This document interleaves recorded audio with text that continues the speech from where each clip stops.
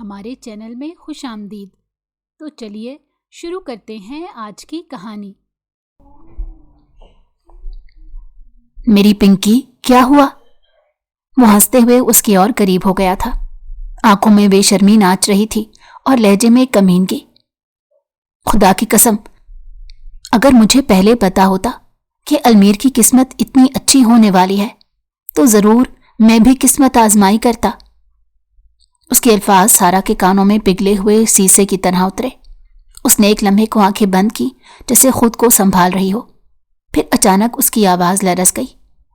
چھوڑو مجھے، وہ پوری قوت سے بولی، ورنہ چیخ چیخ کر سب کو بتا دوں گی۔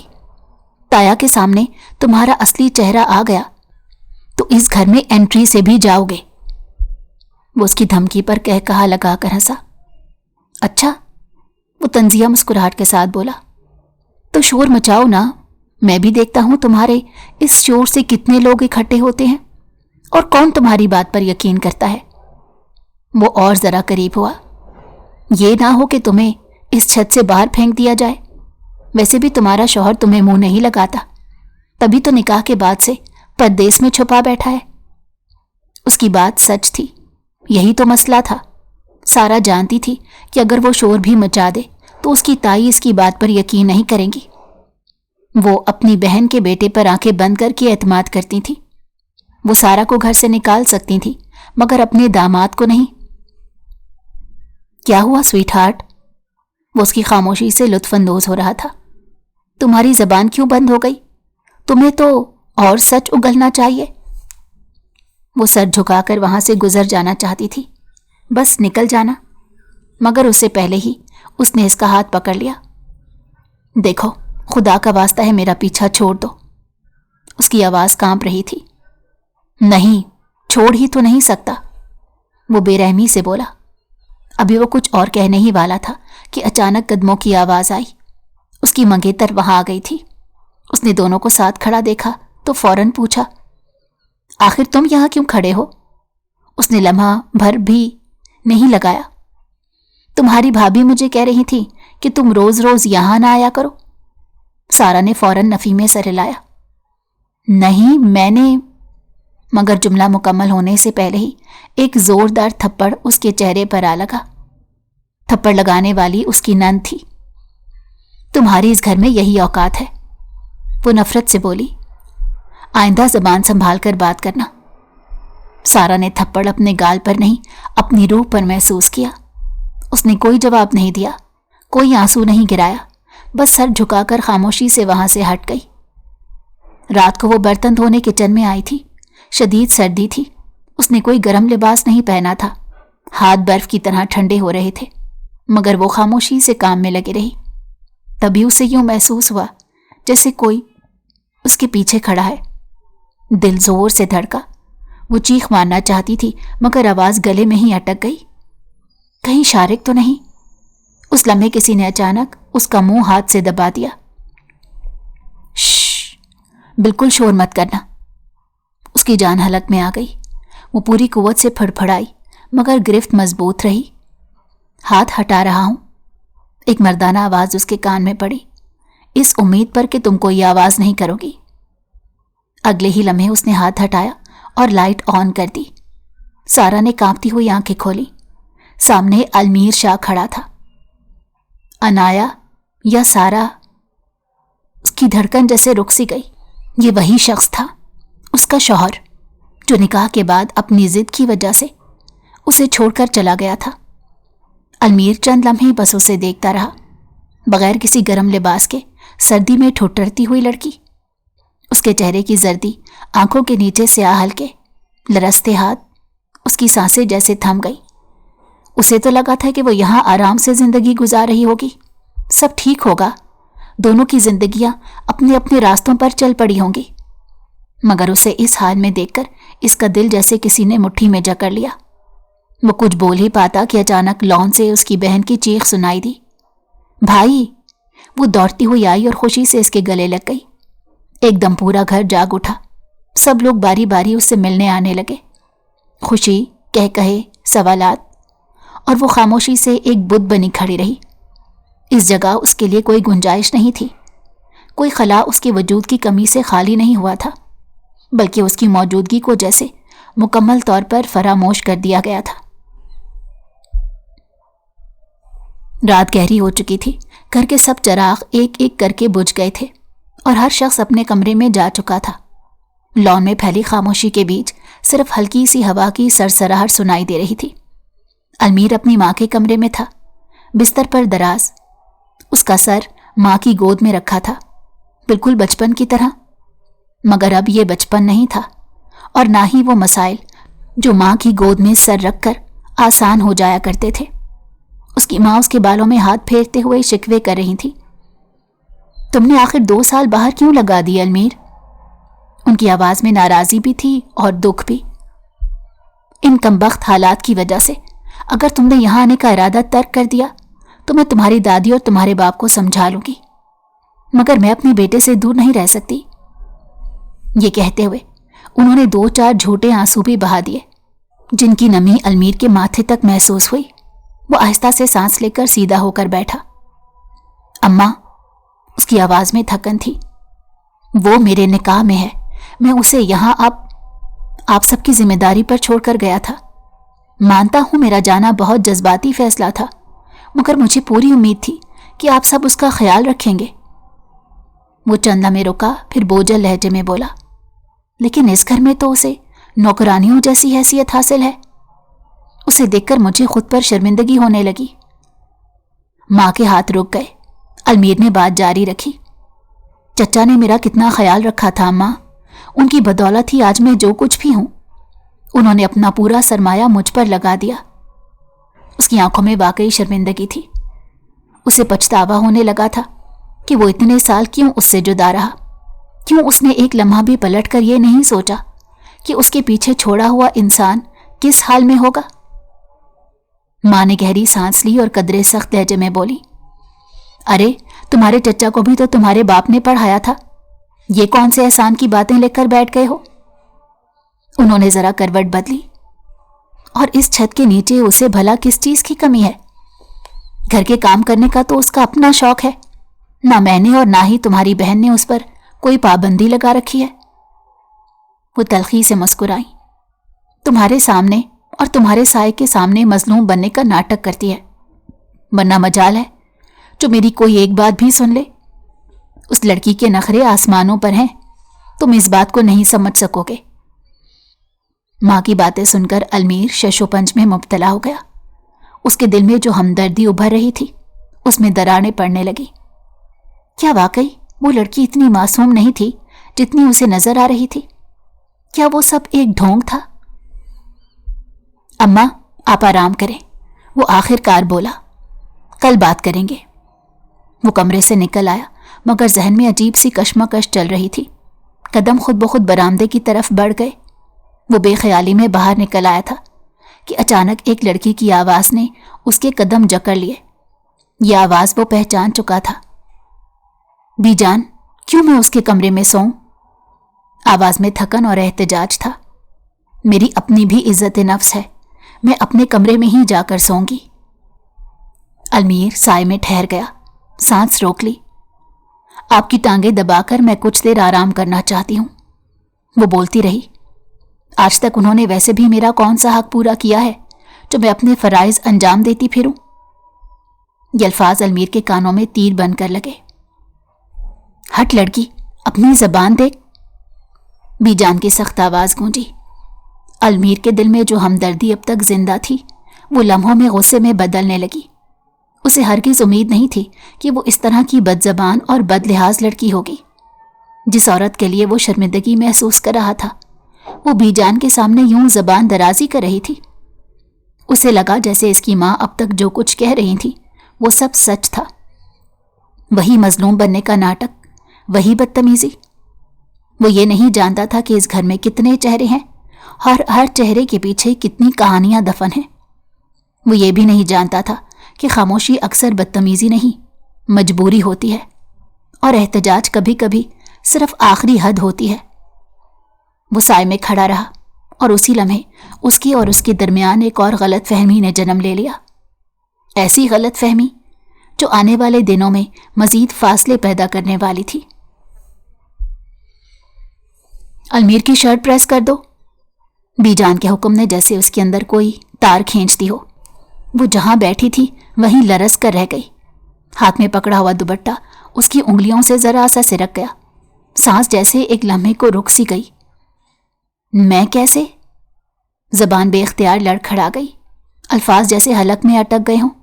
वो खुद भी नहीं जानती थी कि ये सवाल किससे, बीजान से या खुद अपने वजूद से। बीजान ने तेज नजरों से उसे देखा। उनकी आंखों में नाराजी थी।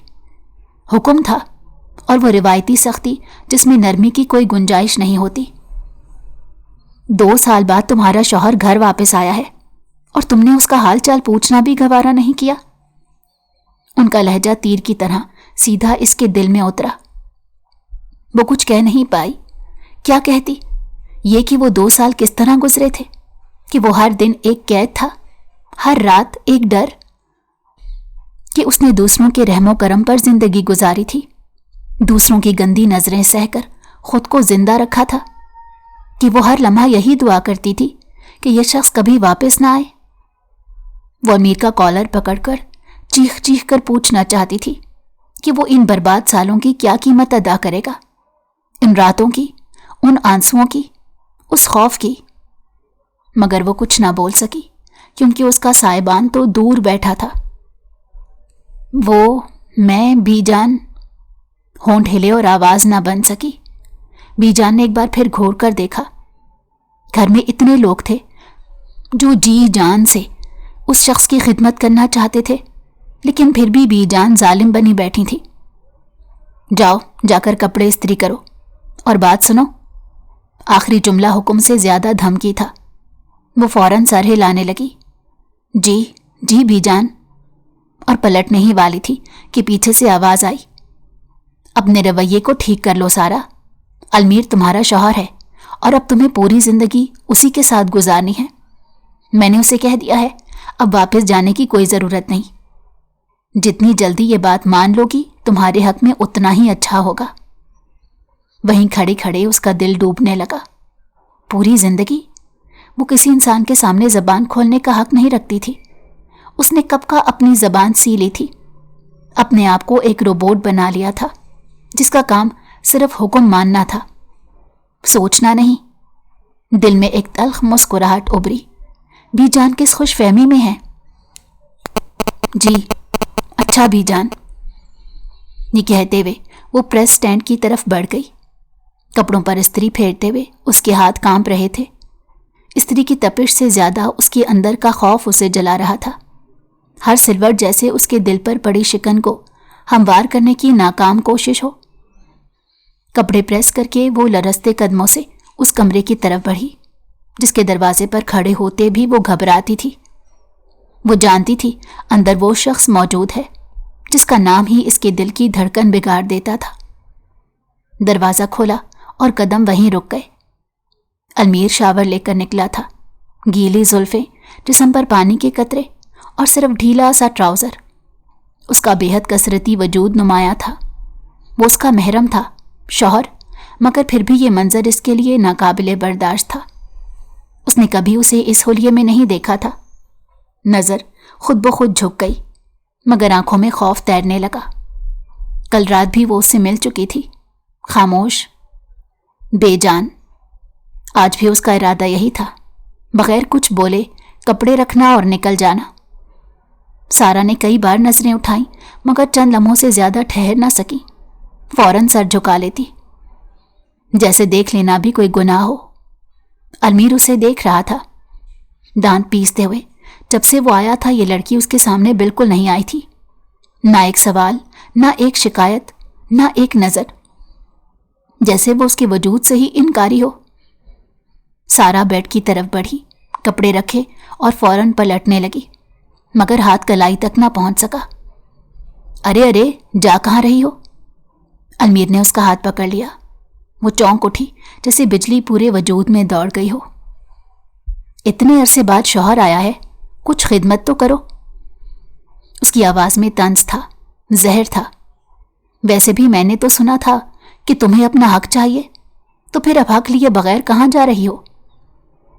उसने खींचकर उसे करीब कर लिया, سارا کا دم گھٹنے لگا، زبان تالو سے چپک گئی، ماتھا پسینے سے بھیگنے لگا۔ المیر نے خاصی دلچسپی سے یہ سب دیکھا اور پھر مزید تنگ کرنے کو بولا، چلو ایک کام کرو، دروازہ بند کر کے آؤ، پھر میں تمہیں تمہارا حق دیتا ہوں۔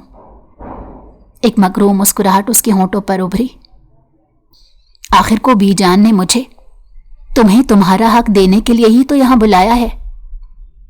سارا کے صبر کا بندھن ٹوٹ گیا۔ چپ، وہ اچانک چیخی، ایک دم چپ ہو جائیں پلیز۔ اس کی آواز کانپ رہی تھی، مگر اس میں وہ تمام درد تھا جو برسوں سے دبایا گیا تھا۔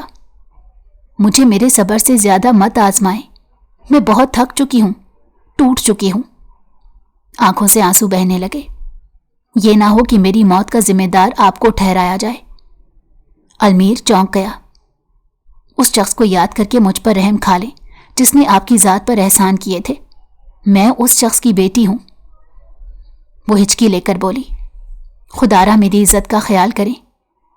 وہ اس کے ہاتھ سے خود کو چھڑانے کی کوشش کر رہی تھی۔ نہیں چاہیے مجھے آپ سے کوئی حق، نہیں چاہیے آپ کا کوئی ساتھ۔ اس کی آواز اب بھرائی ہوئی تھی۔ آپ کا ساتھ میرے لیے باعث اذیت ہے۔ وہ اس کے سامنے کھڑی لرز رہی تھی۔ آپ میرے لیے صرف ایک کڑوا گھونٹ ہے جسے مجھے بھرنا ہی ہوگا۔ آنکھوں میں نفرت اور بے بسی ساتھ ساتھ تھی۔ میں بھی جان کو انکار نہیں کر سکتی، میں اس پوزیشن میں نہیں ہوں۔ ایک لمحے کو رکی، پھر آخری تیر پھینکا۔ اگر میرے ماں باپ زندہ ہوتے تو کب کا آپ کو خلا نامہ بھیج چکی ہوتی۔ کمرے میں خاموشی چھا گئی۔ وہ بول چکی تھی، سب کچھ بول چکی تھی، اور سامنے والا اسے غصے سے گھور رہا تھا۔ المیر کی شادی سارا سے زبردستی کی گئی تھی۔ یہ وہ سچ تھا جس کا زہر اس کے اندر شادی کے پہلے دن سے ہی پھیل چکا تھا۔ وہ اس رشتے کے لیے تیار نہیں تھا، نہ ذہنی طور پر نہ جذباتی طور پر۔ اس کی پسند کوئی اور تھی، اس کی کلاس فیلو، جس کے ساتھ وہ مستقبل کے خواب دیکھتا آیا تھا، اور وہ اسی سے شادی کرنا چاہتا تھا۔ مگر اس کی مرضی کو گھر کی روایات، انا اور فیصلوں کے بوجھ تلے کچل دیا گیا تھا۔ یہ بات سارا کو اس کی نند نے بتائی تھی، بڑے آرام سے، جیسے کسی معمولی سی بات کا ذکر ہو، جیسے یہ اطلاع نہیں بلکہ کوئی بے معنی خبر ہو۔ سارا نے اس وقت اس بات پر زیادہ غور نہیں کیا تھا، شاید اس لیے کہ اس کے پاس غور کرنے کی ہمت ہی نہیں تھی، یا شاید اس لیے کہ وہ پہلے ہی جانتی تھی کہ اس گھر میں اس کا قیام عارضی ہے، ایک مجبوری، ایک سزا، ایک انتظار۔ وہ جانتی تھی کہ اسے اس گھر سے جانا ہے، کب، کیسے اور کس حالت میں، یہ اسے معلوم نہیں تھا، مگر جانا طے تھا۔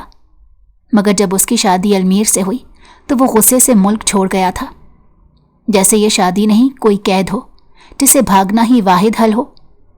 وہ کسی کو کچھ بتائے بغیر چلا گیا۔ پیچھے رہ گئی ایک نئی نویلی دلہن، اکیلی، سہمی ہوئی، سوالوں کے نرغے میں۔ اس کے جانے کے بعد سارا کی زندگی جیسے رک گئی۔ گھر والوں نے اس کی جان لینے کی بھرپور کوشش کی، باتوں باتوں میں، رویوں میں، نظروں میں۔ ہر جملہ ایک وار تھا، ہر خاموشی ایک سزا۔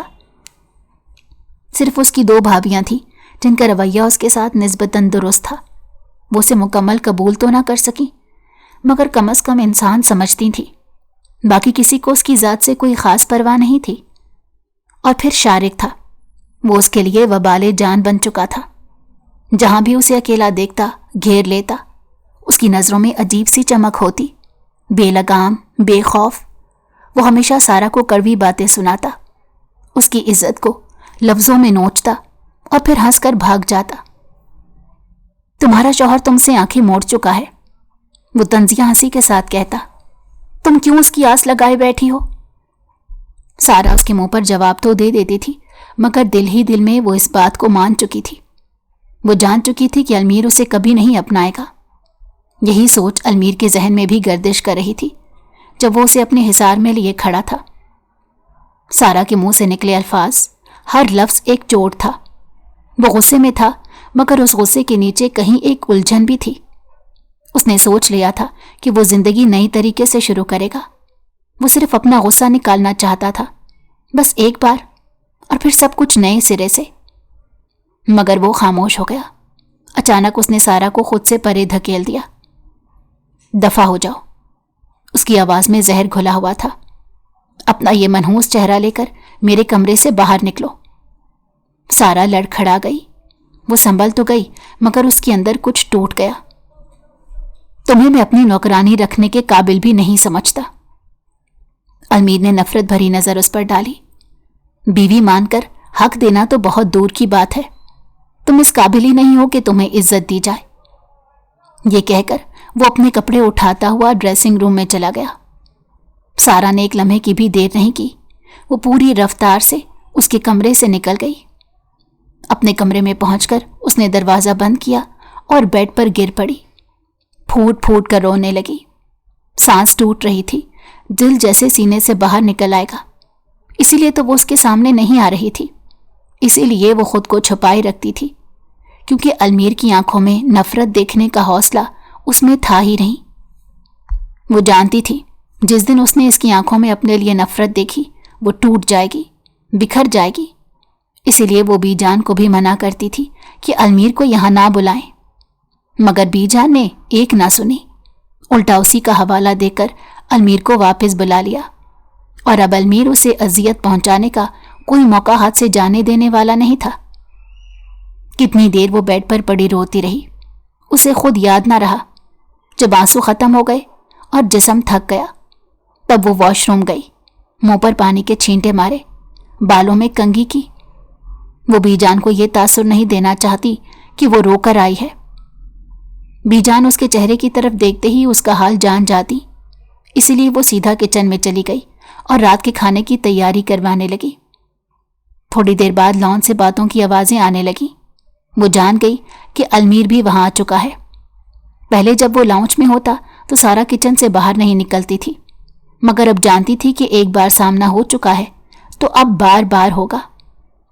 وہ چوہے بلی کا کھیل مزید نہیں کھیل سکتی تھی، اسی لیے خود کو مضبوط ظاہر کرتی ہوئی ملازمہ کے ساتھ مل کر ڈائننگ ٹیبل پر کھانا لگانے لگی۔ سب گھر والے کھانے کی میز پر جمع ہو گئے۔ بڑے تایا نے خوشی سے کہا، ارے واہ، آج تو مزہ آ جائے گا، ہماری بیٹی نے اتنا اچھا کھانا بنایا ہے کہ دل خوش ہو گیا۔ وہ فوراً اپنی پلیٹ میں پلاؤ ڈالنے لگے۔ پہلا نوالا لیتے ہی واہ واہ شروع کر دی۔ جب بھی سارا کھانا بناتی تایا جان سے انتظار نہیں ہوتا تھا، وہ بی جان کے آنے کا بھی انتظار نہیں کرتے تھے، وہ واقعی خوش ہوتے تھے۔ حیرانی کی بات یہ تھی کہ اتنا کھانے کے باوجود ان کی صحت قابل رشک تھی۔ سب کھانے کی تعریف کر رہے تھے، سب پیٹ بھر کر کھا رہے تھے۔ ایک المیر ہی تھا جو خاموش بیٹھا تھا۔ اس نے سارا پر ایک نظر ڈالنا بھی گوارا نہیں کیا۔ سب کو سرو کرنے کے بعد سارا جانے لگی تو بی جان نے اسے زبردستی پکڑ کر کرسی پر بٹھا دیا۔ تم بھی ہمارے ساتھ بیٹھ کر کھانا کھاؤ۔ بی جان، میں بعد میں کھا لوں گی، سارا نے آہستہ سے کہا۔ اسی لمحے اس کی نند نے کھسر پھسر کی، بھائی کے سامنے منت سماجت کروانے کے لیے ڈرامے کر رہی ہے، ورنہ تو ہمیشہ یہاں مہارانیوں کی طرح بیٹھ کر کھانا کھاتی ہے۔ یہ آواز المیر کے کانوں تک بخوبی پہنچی۔ اس نے غصے سے سارا کو گھورا۔ وہ لڑکی جس میں اسے حد سے زیادہ اکڑ نظر آتی تھی، جو دنیا کے سامنے اس کی ماں اور بہن کو ظالم ثابت کرنے کے لیے نوکرانیوں کی طرح کام کرتی تھی، جبکہ اس کی ماں اور بہن تو چاہتی تھی کہ وہ اس گھر کا حصہ سمجھی جائے۔ میز پر خاموشی پھیل گئی، اور اس خاموشی میں سارا کے اندر ایک اور درار پڑ گئی۔ تائی نے پورے خاندان کو اکٹھا کر رکھا تھا۔ ایسا بھی کیوں نہ ہوتا، آخر ان کے بیٹے کی ایسی نوکری لگی تھی جو پورے خاندان میں آج تک کسی کے حصے میں نہیں آئی تھی۔ سرکاری ہو یا نجی، عہدہ ایسا تھا جس پر فخر کیا جا سکے، جسے ہر محفل میں دہرا کر سنایا جائے۔ اسی خوشی میں نہ صرف ان کے میکے سے رشتہ دار مدعو تھے، بلکہ سسرالی خاندان کو بھی خاص طور پر بلایا گیا تھا۔ گھر میں صبح سے ایک عجیب ہلچل تھی، جیسے ہر چیز کو وقت سے پہلے مکمل کرنا لازم ہو، جیسے کسی ایک کمی سے یہ خوشی ادھوری رہ جائے گی۔ باورچی خانے میں برتنوں کی کھنک، مسالوں کی خوشبو اور خواتین کی سرگوشیاں ایک دوسرے میں گڈ مڈ ہو رہی تھیں، مگر اس تمام ہنگامے کے بیچ سائرہ ایک کونے میں خاموش سی کھڑی تھی، اس کے چہرے پر خوشی کی نہ چمک تھی، نہ ہی کسی تقریب میں شامل ہونے کی خواہش۔ وہ جانتی تھی کہ یہ سب اس کے لیے نہیں ہے، یہ سب اس گھر کی عزت، نام اور تائی کی بڑائی کے لیے ہے۔ اس کے وجود کا یہاں ہونا یا نہ ہونا کسی کے لیے کوئی معنی نہیں رکھتا۔ بی جان اسے جانے کب سے آوازیں دے رہی تھی، بہو ذرا ہوش کرو، تیار ہو جاؤ، ایسے بے ڈھنگے رنگ ڈھنگ اچھے نہیں لگتے، لوگ کیا سوچیں گے، ہمارے عقل مند بیٹے کی بیوی ایسی پھیکی کیوں ہے؟ سارا نے سنا مگر انسنی کر دیا۔ وہ خود کو تیار کر کے شارق جیسے شخص کے سامنے پیش نہیں کرنا چاہتی تھی، جس کی نگاہیں ہمیشہ اس کے وجود کو نوچتی تھیں، جس کی خاموشی میں بھی گندگی بسی ہوتی تھی۔ وہ جانتی تھی کہ اگر وہ ذرا سنور کر سامنے آئی تو اس کی نظریں اسے مزید بے لباس کر دیں گی، اور جس کے لیے وہ تیار ہونا چاہتی تھی، جس کے لیے اس کے دل میں اب بھی کہیں نہ کہیں ایک کمزور سی امید باقی تھی، وہ شخص تو کبھی اس کی طرف دیکھتا ہی نہیں تھا۔ اس دن کے بعد سے ان دونوں کے درمیان نہ کوئی تکرار ہوئی تھی، نہ کوئی بحث۔ شارق اسے دیکھ کر یوں نظر انداز کر دیتا تھا جیسے وہ وہاں موجود ہی نہ ہو، جیسے وہ کوئی سایہ ہو، جیسے وہ کوئی غیر ضروری وجود ہو، اور یہ بے اتنائی سائرہ کے لیے زہر سے کم نہیں تھی۔ وہ روز خود سے لڑتے لڑتے تھک چکی تھی، کبھی دعا کرتی اسے مکمل آزادی مل جائے، اور کبھی یہ کہ شاید کسی دن اس شخص کو اس کا خیال آ جائے۔ تم ایک بار کھل کر کیوں نہیں رو لیتی؟ تحریم کی آواز پر سائرہ چونک گئی۔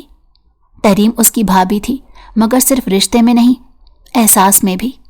وہ ایک واحد انسان تھی جو سارا کے اندر کی طوفان کو دیکھ سکتی تھی۔ اس کا لہجہ ہمیشہ ذرا سخت ہوتا، مگر نیت میں کھوٹ نہیں تھا۔ وہ سچ کہتی تھی، چاہے سامنے والا برا مانے۔ سارا نے پلکیں جھپکائیں جیسے آنکھوں میں تیرتی نمی کو واپس دھکیل رہی ہو۔ میں کیوں روں گی بھلا؟ اس نے دوپٹے کے پلو سے چہرہ تھپ تھپایا، جیسے اپنے تاثرات کو قابو میں لانے کی کوشش کر رہی ہو، مگر اس کی آنکھیں، اس کی آواز، سب اس کے اندر کی اکھاڑ پچھاڑ کا اعلان کر رہے تھے۔ سارا، تحریم نے قدرے نرم مگر بھرپور انداز میں کہا، بہادر ہونا اچھی بات ہے، مگر کسی کی ناحق سن کر خاموش رہنا بہادری نہیں ہوتی۔ یہ الفاظ سیدھے سارا کے دل میں اتر گئے۔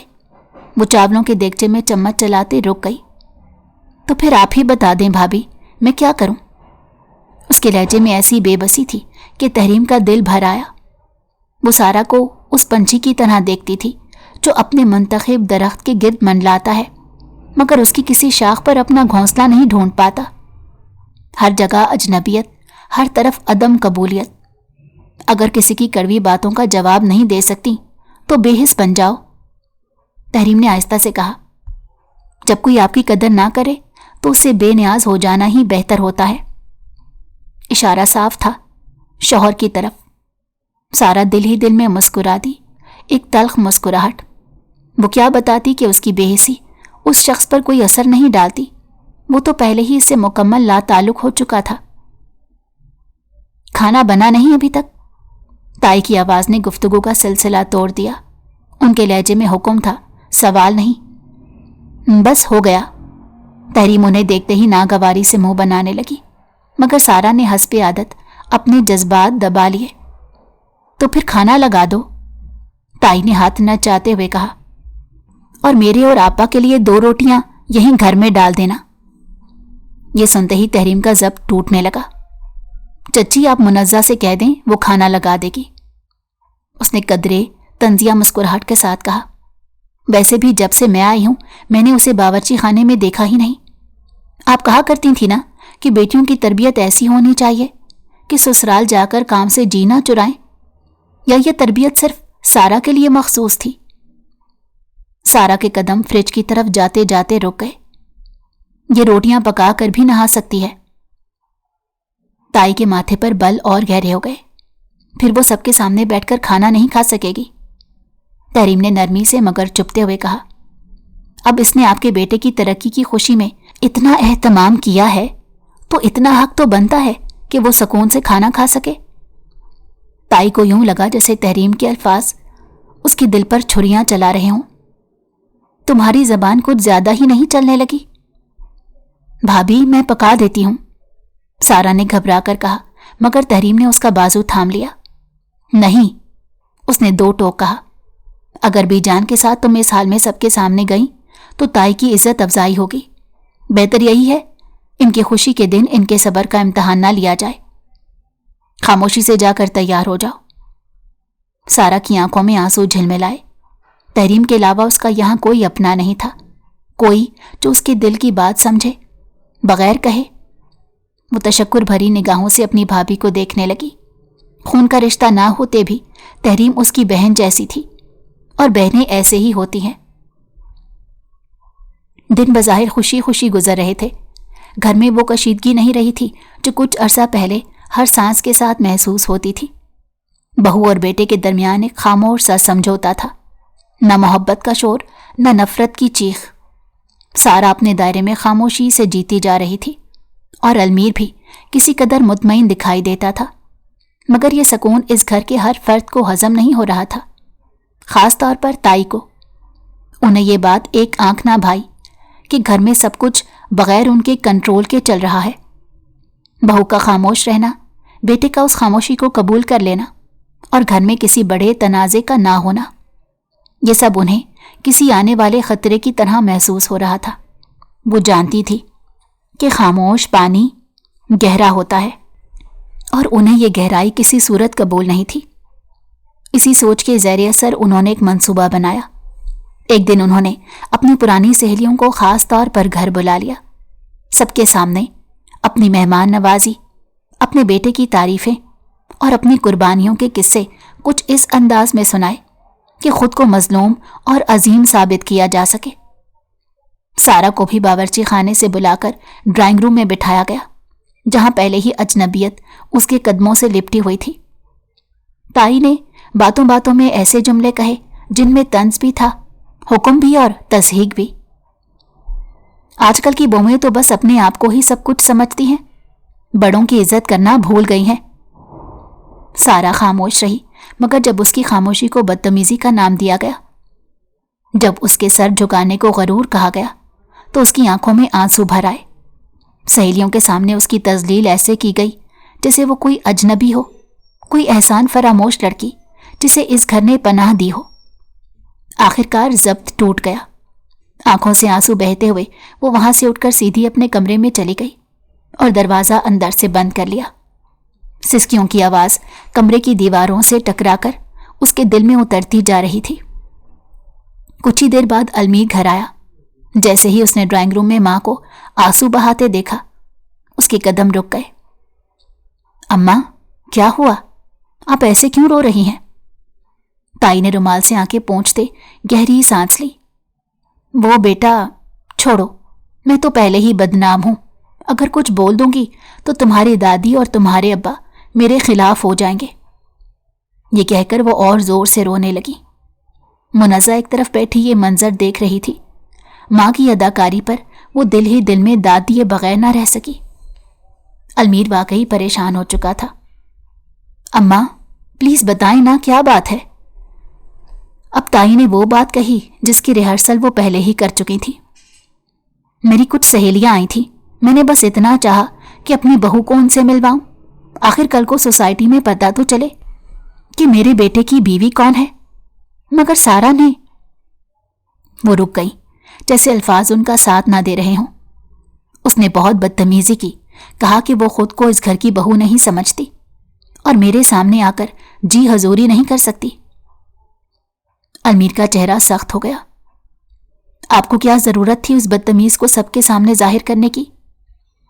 تائی فوراً بول اٹھی، وہ میری بہو ہے نا، اور میں تو اسے بیٹی سمجھ کر سب سے متعارف کرانا چاہتی تھی۔ ان کے لہجے میں جھلکتا جھوٹ المیر پہچان نہ سکا۔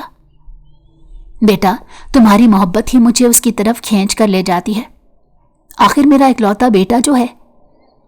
یہ سنتے ہی المیر کا ضبط ٹوٹ گیا۔ سارا، سارا، وہ غصے سے چیخا۔ دادی بھی کمرے سے باہر نکل آئیں اور سارا بھی دروازہ کھول کر باہر آ گئی۔ اس کی آنکھیں سوجی ہوئی تھیں، چہرہ زرد اور ہاتھ ابھی تک کانپ رہے تھے۔ اگلے ہی لمحے ایک زوردار تھپڑ اس کے گال پر پڑا۔ سارا کے قدم لڑکھڑا گئے، اس نے حیرت سے اس شخص کا چہرہ دیکھا جسے وہ کبھی اپنا محافظ سمجھتی تھی۔ کانپتے ہاتھوں سے اس نے اپنا گال تھاما۔ آنکھوں میں ایک ہی سوال تھا، میرا قصور کیا ہے؟ ارے لڑکے، دادی کی آواز بلند ہوئی، 4 جماعتیں باہر سے اس لیے پڑھائی ہیں کہ بیوی پر آ کر ہاتھ اٹھاؤ؟ دادی پلیز، المیر غصے میں بولا، یہ یہی ڈیزرو کرتی ہے، اسے کہیں کہ میری ماں سے معافی مانگے۔ بولو۔ وہ سارا کو جھنجھوڑنے لگا۔ سارا کی نظریں بے بسی سے دادی کی طرف اٹھیں۔ وہ شکایت تھی، امید تھی، فریاد تھی، مگر دادی کا چہرہ بے تاثر رہا۔ کانپتے ہونٹوں سے اس نے معافی مانگی اور فوراً پلٹ کر اپنے کمرے میں بند ہو گئی۔ اس لمحے اس کے دل میں صرف غصہ تھا، دادی پر جو ہمیشہ اسے صبر اور برداشت کے لیکچر دیتی تھی۔ مگر آج اپنے پوتے کو نہ روکا، آج اسے کوئی نصیحت نہیں کی۔ آج وہ مکمل پتھر بن چکی تھی۔ اس کے دل سے المیر شاہ کے لیے عزت اور احترام ہمیشہ کے لیے ختم ہو چکا تھا۔ یہ رشتہ اب صرف ایک نام تھا۔ اس کی ساری حدیں ٹوٹ چکی تھیں، اور جو باقی رہ گیا تھا وہ صرف خالی پن اور بے یقینی تھی۔ گھر کے صحن میں صبح کی دھوپ پھیلی ہوئی تھی، مگر سارا کے دل میں اندھیرا اب بھی ویسے ہی تھا۔ وہ جھاڑو لگاتے ہوئے فرش کی لکیروں پر نظریں جمائے ہوئے تھی۔ دن گزر رہے تھے، مگر اس کی اور المیر کے درمیان ایک ایسی خاموش دیوار کھڑی ہو چکی تھی جس سے الفاظ تو کیا، سانسیں بھی پار نہیں کر پا رہی تھیں۔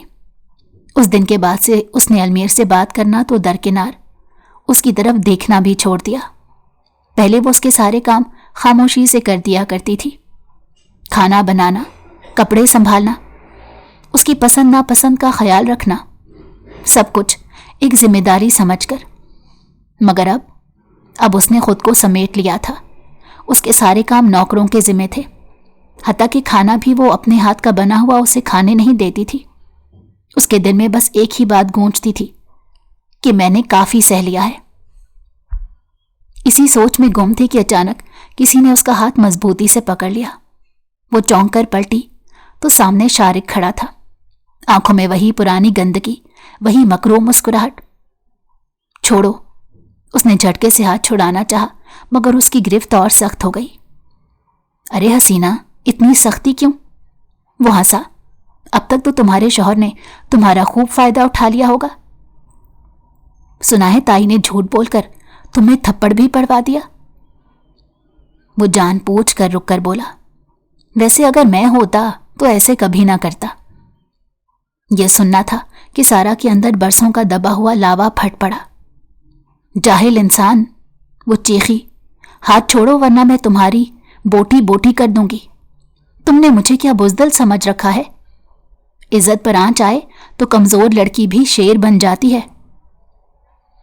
وہ غصے سے کانپ رہی تھی، مگر اس کی آواز میں خوف نہیں تھا، بس آگ تھی۔ یہ میرا اور میرے شوہر کا معاملہ ہے، آئندہ ہمارے درمیان مت بولنا۔ شارق کی آنکھوں میں غصہ لپکا۔ تیری تو؟ وہ اسے کھینچنے لگا، مگر اسی لمحے ایک بھاری ضبط سے بھری آواز گونجی، شارق چھوڑو سے۔ یہ المیر کی آواز تھی۔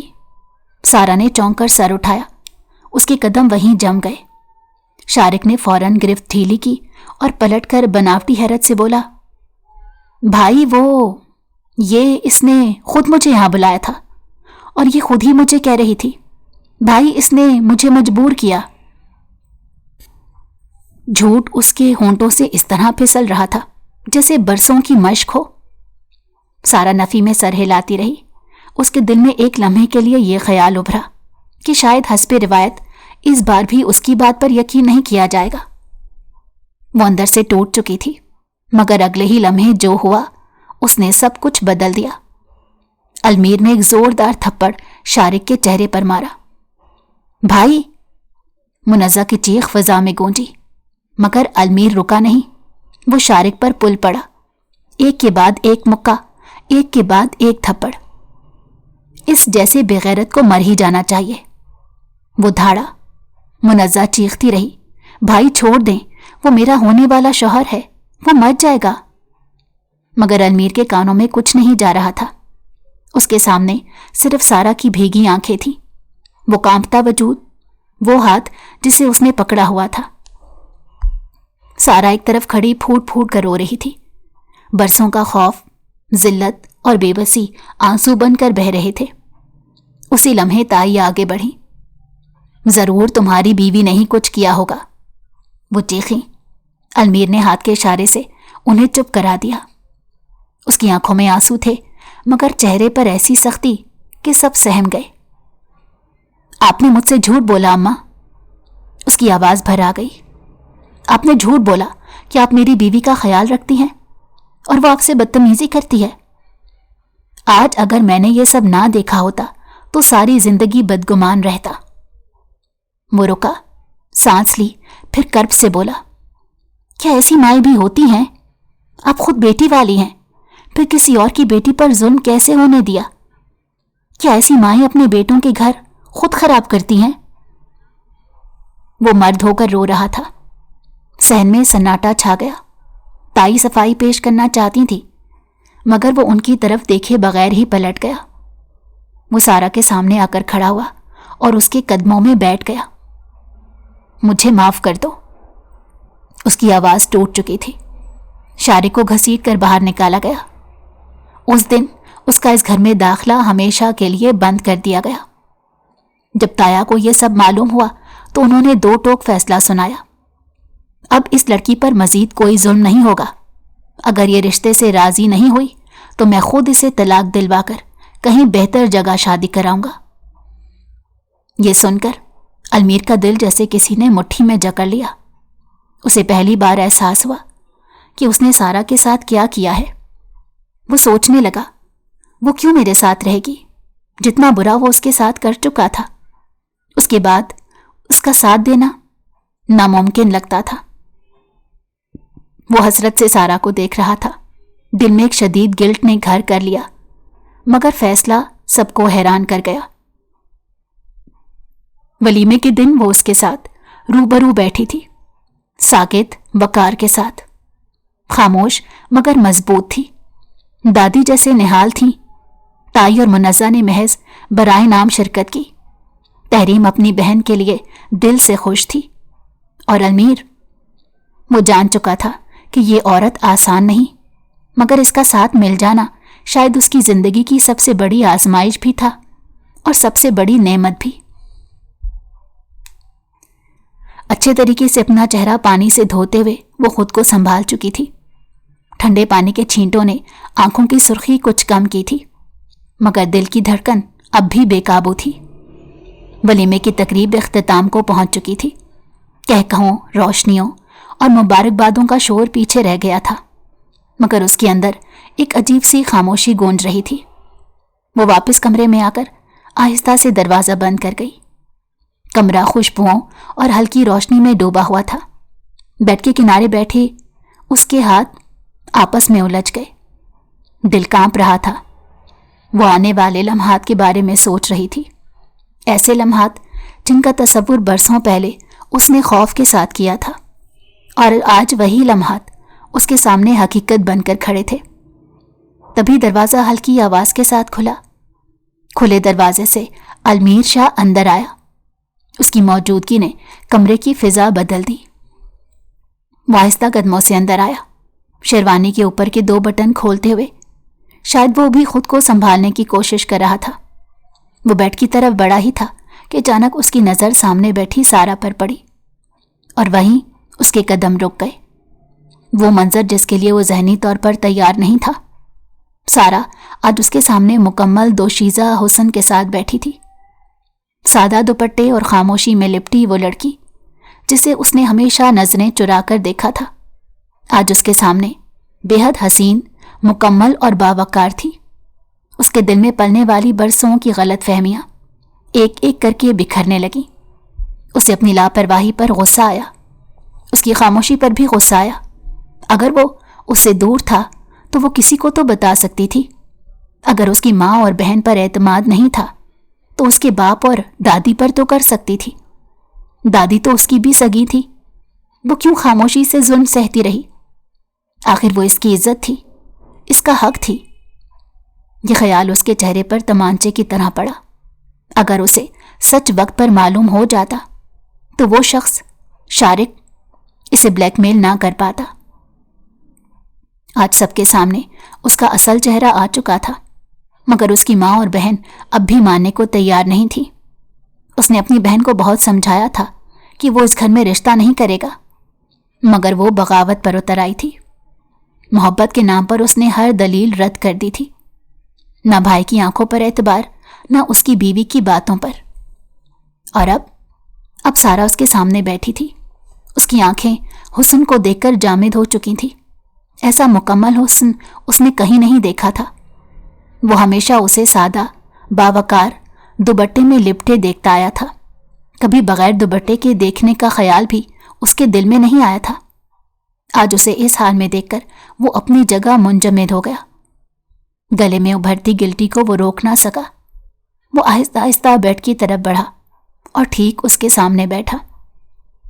اس کی نظریں اس کے چہرے سے ہٹنے کو تیار نہیں تھی، جیسے پلکیں جھپکنا بھی گناہ ہو۔ تم کتنی خوبصورت ہو، الفاظ بے ساختہ اس کے منہ سے نکل گئے۔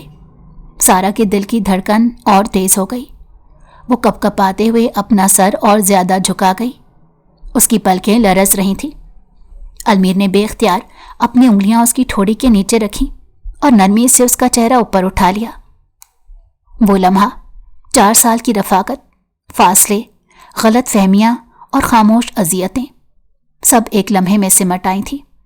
وہ اسے کتنے اطمینان سے دیکھ رہا تھا، جیسے ہر نقش کو دل میں اتار رہا ہو۔ اس کی بڑی بڑی آنکھیں جھکی ہوئی تھیں اور یہی جھکاؤ اس کے دل کو اس کے قدموں میں بچھاتا جا رہا تھا۔ یہ عورت اس کے نکاح میں تھی، بس یہی بات اس کے ذہن میں گونج رہی تھی۔ سوری، اس کی آواز دھیمی تھی مگر سچی۔ میں تمہاری حفاظت نہیں کر سکا، تم نے مجھے بتایا بھی نہیں۔ سارا نے گہری سانس لی۔ یہ وہ لمحہ تھا جہاں سچ کو بولنا ضروری تھا۔ آپ نے کون سا مجھے یقین اور اعتماد کی ایسی ڈور سونپی تھی؟ وہ آہستہ مگر واضح بولی، جس پر اعتبار کر کے میں آپ کو سب کچھ بتا دیتی۔ آپ نے کون سا مجھے مان اور سہارا دیا تھا کہ میں آپ سے اپنے دکھ سکھ شیئر کر سکتی؟ اس کی آواز میں شکوہ تھا، تلخی نہیں۔ کبھی آپ نے میرے متعلق جاننے کی کوشش ہی نہیں کی۔ یہ کہہ کر وہ خاموش ہو گئی، سر پھر جھک گیا۔ المیر کے پاس کوئی جواب نہیں تھا۔ وہ جانتا تھا وہ اپنی ہر بات پر بجا تھی۔ اس نے خاموشی کو خود چنا تھا اور اسی خاموشی نے یہ فاصلے پیدا کیے تھے۔ کچھ لمحے دونوں کے درمیان مکمل خاموشی رہی، پھر اس نے ہمت جمع کی۔ کیا ہم سب کچھ بھول کر یہ رشتہ آگے نہیں بڑھا سکتے؟ سارا نے آہستہ سے اس کی طرف دیکھا۔ اس کی آنکھوں میں تھکن بھی تھی اور حوصلہ بھی۔ آگے بڑھانے کے لیے ہی تو آپ کو معاف کیا ہے، وہ نرم لہجے میں بولی، ورنہ میں یہاں نہ بیٹھی ہوتی۔ اس کے الفاظ میں کوئی شرط نہیں تھی، صرف حقیقت تھی۔ المیر کی آنکھیں نم ہو گئیں۔ میں تمہارا اعتماد اور یقین جیت کر رہوں گا، اس نے پختگی سے کہا۔ اس نے محبت سے اس کا ماتھا چوما اور سارا نے آنکھیں بند کر لیں۔ اس نے خود کو حالات کے سپرد کر دیا تھا اور اللہ پر مکمل بھروسہ کر لیا تھا۔ دل کے کسی کونے میں ایک پختہ یقین جاگ اٹھا تھا کہ اس بار اس کا اعتبار رائے گا نہیں جائے گا۔ اللہ اسے اس مرتبہ رسوا نہیں کرے گا۔ کمرے میں سکون اتر آیا تھا، ایسا سکون جو طوفان کے بعد آتا ہے۔ اگر آپ کو ہماری کہانی پسند آئی ہو تو ہمارے چینل کو لائک کریں اور سبسکرائب کر دیں۔ بیل نوٹیفیکیشن کو بھی آن کر دیں تاکہ ہماری آنے والی ہر مزیدار کہانی آپ کو وقت پر ملتی رہے۔